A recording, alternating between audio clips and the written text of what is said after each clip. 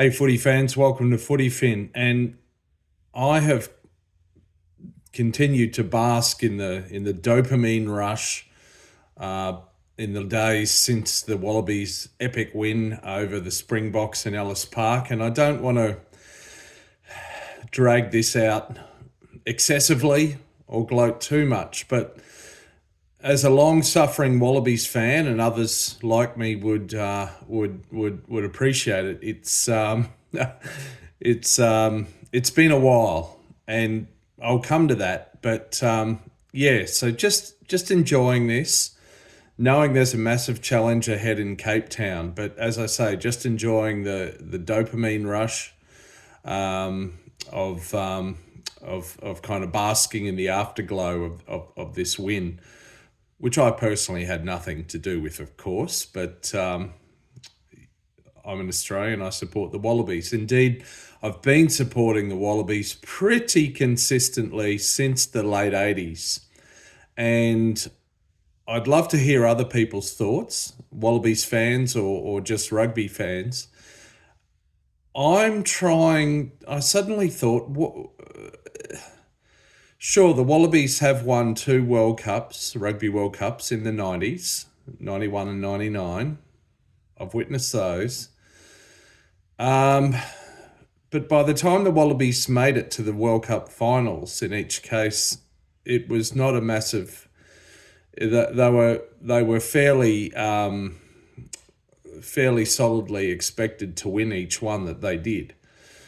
And so I'm just trying to think of what has been a comparable over the last, 33 and a half decades or so, at least. What's been a comparable Wallabies upset, underdog, unexpected win like this? And I'm actually struggling to find one that compares. Bearing in mind that just a few weeks ago, they were sitting 8th in Rugby World Rankings, now 6th. Just less than 2 years ago, since the massively dark days under Eddie Jones and at the 2023 Rugby World Cup, the intense lows of that. And incidentally, I look back at the last time the Wallabies played in South Africa. It was months before that World Cup at Pretoria, and the Boks beat them 43-12. And the Wallabies scored the first try of the game, and they scored the last try on the 80th minute, and the Boks scored 43 points in between. And 7 men who started that day also started last weekend, and 2 subs likewise.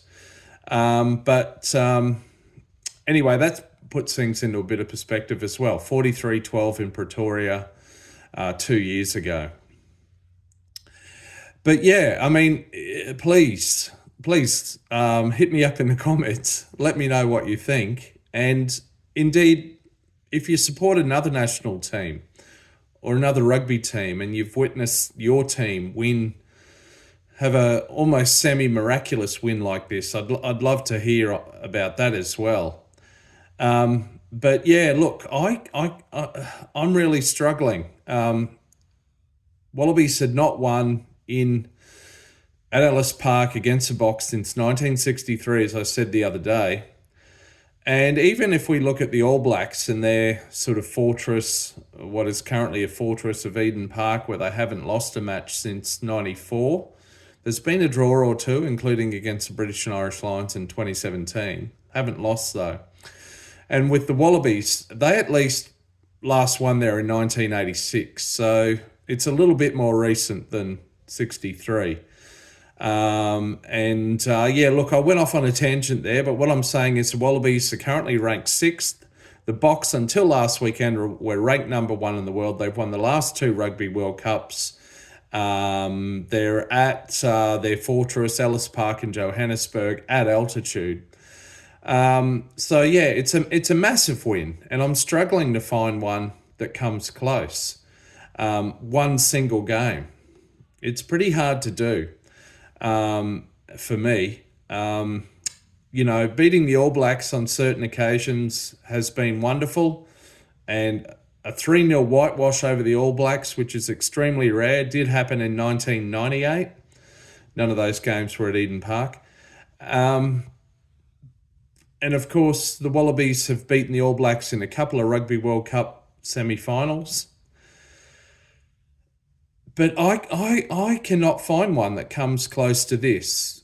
Perhaps the closest one would also be against the Boks. In the 1999 Rugby World Cup semi-final, the Boks were reigning world champions, and the match went to extra time. Stephen Larkham kicked a drop goal, and Matt Burke kicked about 8 penalty goals that day to beat the Boks, and that was massive. And I believe that one was in Twickenham, but that resulted in a World Cup final win a week later. It led to that, but even that doesn't feel as epic as this. So anyway, that's my thoughts. I'll probably do another video on the fact that since the South African super sides stopped playing in Super Rugby after the 2019 season, and even the 2019 and previous seasons had the conference format. So you'd have to go back a number of years to find Australian Super Rugby players playing at least one or two games a year in South Africa. What I'm saying is, of the current Wallabies squad, many of them have not played in South Africa full stop, let alone at Ellis Park. So that's also impressive. But there's probably enough in that for a whole other video. But yeah, that's me. That's my ramblings for now. Please let me know what you think. What is your greatest ever, most unexpected, inspiring win from the Wallabies or any other rugby team, national or otherwise, that you may or may not follow? I'm going to try to find a rolling mall to stick my head into. But yeah, let's enjoy the build up to the round 2 of the Rugby Championship. And thanks for listening. Please like and subscribe and comment. See ya.